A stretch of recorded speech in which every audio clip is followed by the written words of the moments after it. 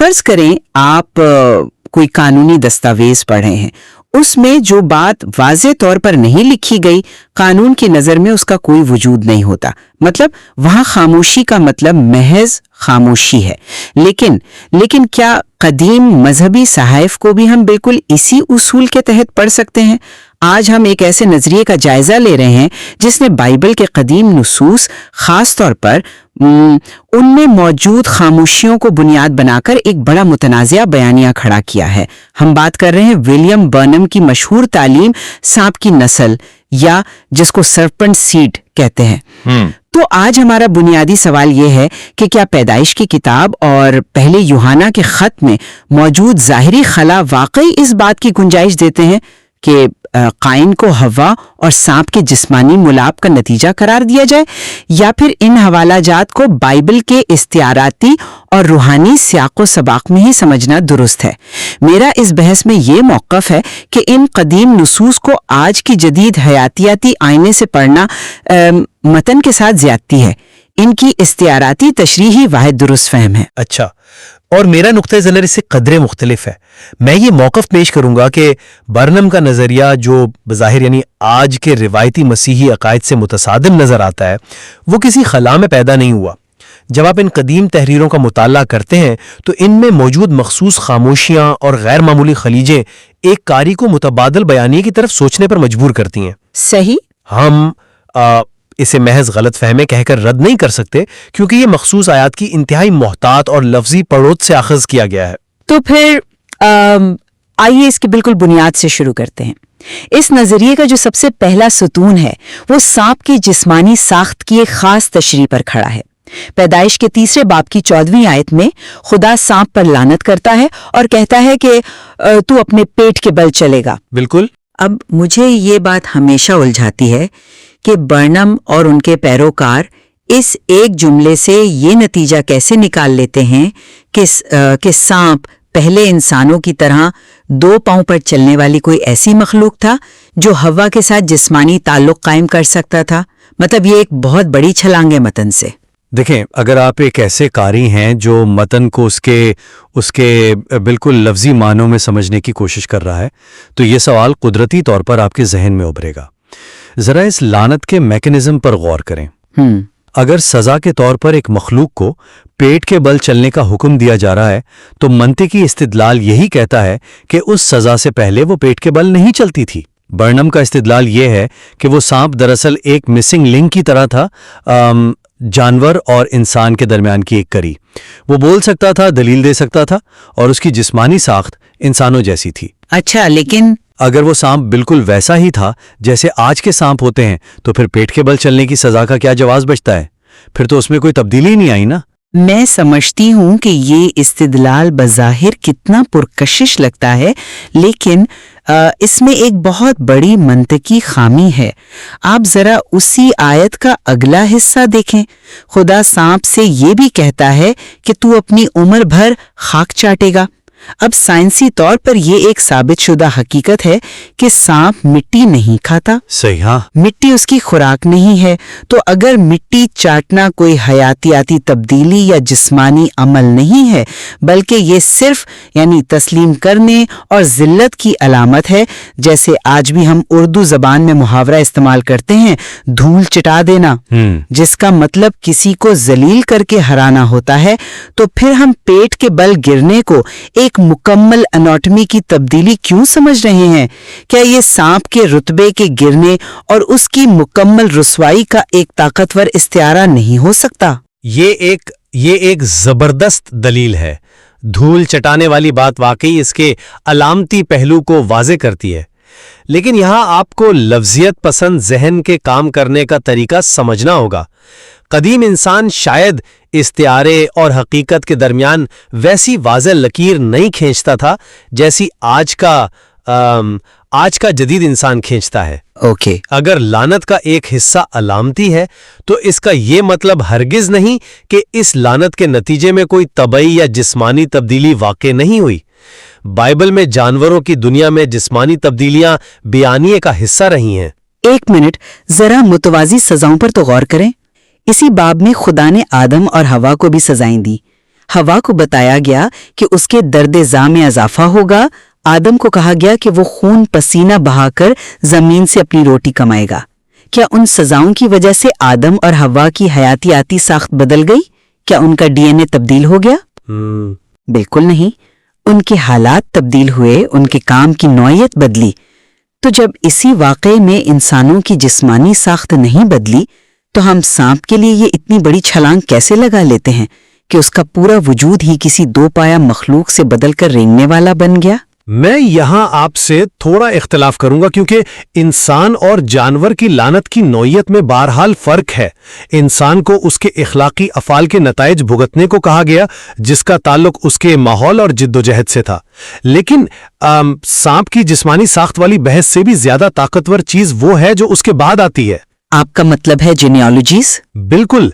Barnum की असल दलील सिर्फ सांप पर नहीं है, बल्कि इंसानी शजरा नसब की खलीजों पर मबनी है, और ये वो हिस्सा है जिसे रिवायती इल्म तशरीह अक्सर गोल कर जाता है।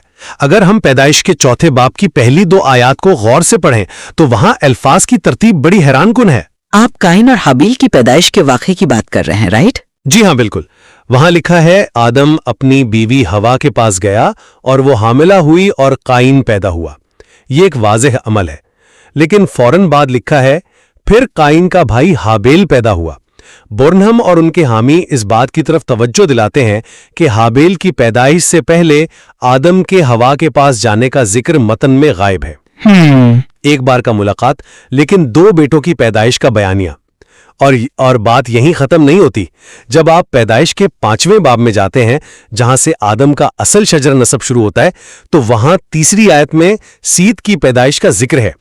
वहां बाइबल खास तौर पर ये अल्फाज इस्तेमाल करती है कि सीत आदम की सूरत और शबीह पर था। पूरी बाइबल में काइन के लिए ये अल्फाज कहीं इस्तेमाल नहीं हुए। अच्छा, लेकिन अब एक कारी जो ये मानता है कि मुकद्दस मतन का हर लफ्ज और हर खामोशी बामकसद है, वो इन खामोशियों को कैसे नजरअंदाज कर सकता है? वो तो ये सोचने पर मजबूर हो जाता है ना कि काइन को आदम की सूरत और शबीह पर इसलिए नहीं कहा गया क्योंकि उसका हयातियाती नसब कुछ और था। देखिए, मुझे लगता है कि ये खामोशियों को पढ़ने का एक बहुत ही खतरनाक तरीका है। मैं आपको एक जदीद मिसाल देती हूँ। जी बताइए। फर्ज करें आप मुझे एक टेक्स्ट मैसेज भेजते हैं और मैं उसका जवाब देती हूं, लेकिन इस बार मैं आखिर में कोई स्माइली फेस या इमोजी नहीं लगाती जो मैं उमूमन लगाती हूं। अब मेरी इस खामोशी को बुनियाद बनाकर आप ये नतीजा निकाल लें कि मैं आपसे शदीद नाराज हूं या हमारी दोस्ती खत्म हो गई है, तो ये क्या होगा? आपने एक ऐसी चीज से माना अखज़ कर लिया जो वहां सिरे से मौजूद ही नहीं थी। लेकिन अगर आपका रवैया भी उस खामोशी से मेल खाता हो तो कियास आराई को तक़वियत तो मिलती है ना। मेरा मतलब है, कैन का रवैया भी तो। बात रवैये की नहीं, बात तशरीह के उसूल की है। आप कह रहे हैं कि काइन के लिए ये नहीं लिखा कि वो आदम की सूरत और शबीह पर था, इसलिए वो आदम का बेटा नहीं, तो जनाब हाबेल के लिए भी तो कहीं नहीं लिखा कि वो आदम की सूरत पर था। पॉइंट। और तो और पैदाइश के 5वें बाब में सेत के बाद आदम के बकिया बेटे और बेटियों का जिक्र है, उनके लिए भी ये अल्फाज इस्तेमाल नहीं हुए, तो क्या हम उन सबको किसी और की नस्ल करार दे देंगे? जब हम मतन में अपनी तरफ से चीजें शामिल करने लगते हैं तो ये एग्जेजीसिस यानी इल्म तशरीह नहीं रहता, ये अपने ख्यालात को मतन पर थोपना यानी आइसेजीसिस बन जाता है। मतन खुद पैदाइश 4 की पहली आयत में वाज़े कर रहा है कि हव्वा के हामिला होने का सबब आदम का उसके पास जाना था। हम इस वाज़े हकीकत को झुटलाकर महज एक खामोशी की बुनियाद पर अकीदा तराश रहे हैं। अच्छा, आपकी टेक्स्ट मैसेज वाली मिसाल दिलचस्प है, लेकिन यहाँ मसला सिर्फ एक मुस्कुराते चेहरे की गुमशुदगी का नहीं है। मैं इस कारी के नुक्ता नजर से बात कर रहा हूं जो बाइबल की मुकम्मल वहदत पर यकीन रखता है। बर्नम सिर्फ शजरा नसब की खामोशी पर अपनी इमारत नहीं खड़ी करता, वो इस खामोशी को जोड़ता है नए अहदनामे के इंतहाई वाज़े बयानात के साथ। अच्छा, अगर हम सिर्फ पुराने अहदनामे तक रहते तो शायद आपकी बात मुकम्मल तौर पर दुरुस्त होती, लेकिन जरा पहला यूहन्ना 3 बाब और उसकी 12वीं आयत की तरफ आए, जहां यूहन्ना काइन के बारे में बात कर रहा है कि हमें उसकी तरह नहीं होना चाहिए। जी हाँ, लेकिन उसके अल्फाज क्या हैं? वो कहता है, और काइन की मानिद न बनो जो उस शरीर से था। انگریزی ترجمے میں یہ who was of that wicked one ہے. اب اس شریر سے ہونا کوئی عام بات نہیں ہے. جب ہم روزمرہ زبان میں بھی کہتے ہیں کہ یہ شخص فلاں سے ہے تو ہمارا پہلا اشارہ اس کے نسب اور جڑوں کی طرف ہوتا ہے. صحیح. برنہم اسے کوئی استعارہ نہیں بلکہ ایک حیاتیاتی حقیقت سے طور پر پڑتا ہے. اگر قائن مکمل طور پر صرف اور صرف آدم کا ہی بیٹا تھا تو یوحنا یہ کیوں کہتا کہ وہ اس شریر یعنی شیطان سے تھا؟ اس کا مطلب ہے کہ بائبل کے بیانیے میں واقعی دو متوازی نسلیں چل رہی ہیں، ایک سیتھ کی جو خدا کی نسل ہے اور ایک قائن کی جو لفظی اور حیاتیاتی معنوں میں شیطان کی نسل ہے. سرپنٹ سیڈ کے نظریے کا یہ وہ مقام ہے جہاں متن بظاہر ان کی بھرپور حمایت کرتا نظر آتا ہے. یہ وہ مقام ہے جہاں ہمیں یہ سمجھنے کی سخت ضرورت ہے کہ قدیم عبرانی اور یونانی ذہن کس طرح کام کرتا تھا. کیا کسی سے ہونے کا مطلب ہمیشہ جسمانی تولید یا ڈی این اے ہوتا ہے؟ ہمیشہ نہیں، پر یہاں بالکل نہیں. اگر آپ یوحنا کی ہی لکھی ہوئی انجیل کا 8واں باب دیکھیں تو وہاں 47 آیت میں مسیح کہتے ہیں جو خدا سے ہوتا ہے وہ خدا کی باتیں سنتا ہے. یا پھر پولس رسول کا وہ مشہور حوالہ رومیو 8 باب 14 آیت کہ جو روح کی ہدایت سے چلتے ہیں وہی خدا کے بیٹے ہیں. اب ذرا سوچئے، جب بائبل ہمیں خدا کے بیٹے کہتی ہے یا ہم کہتے ہیں کہ ہم خدا سے پیدا ہوئے تو کیا خدا نے کسی جسمانی یا حیاتیاتی عمل کے ذریعے ہمیں جنم دیا ہے؟ کیا ہمارے اندر خدا کا کوئی طبیعی ڈی این اے آ گیا ہے؟ نہیں، وہاں تو یقیناً یہ روحانی تعلق اور یعنی اڈاپشن کی بات ہو رہی ہے. تو پھر ہم قائن کے معاملے میں اس اصول کو کیوں بدل دیتے ہیں؟ جس طرح خدا کا فرزند بننے کے لیے کسی جسمانی ملاپ کی ضرورت نہیں ہوتی، یہ انسان کی روحانی کایا پلٹ اور اس کے اخلاقی کردار کا اظہار ہے. بالکل اسی طرح شیطان کی اولاد کہلانے کے لیے بھی ہوا اور سانپ کے جسمانی ملاپ کی قطعی کوئی ضرورت نہیں. قائن اس شریر سے اس لیے تھا کیونکہ اس نے شیطان کے کردار کو اپنایا.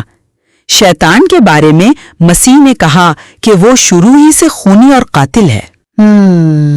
قائن نے اپنے سگے بھائی کا خون کر کے یہ ثابت کر دیا کہ وہ کردار، عمل اور روحانی وابستگی میں کس کی پیروی کر رہا ہے. یہ کوئی بایولوجی کا مسئلہ تھا ہی نہیں، یہ اخلاقیات اور روحانیت کا مسئلہ تھا. دیکھیے، میں آپ کی اس متوازی دلیل کی طاقت کو تسلیم کرتا ہوں.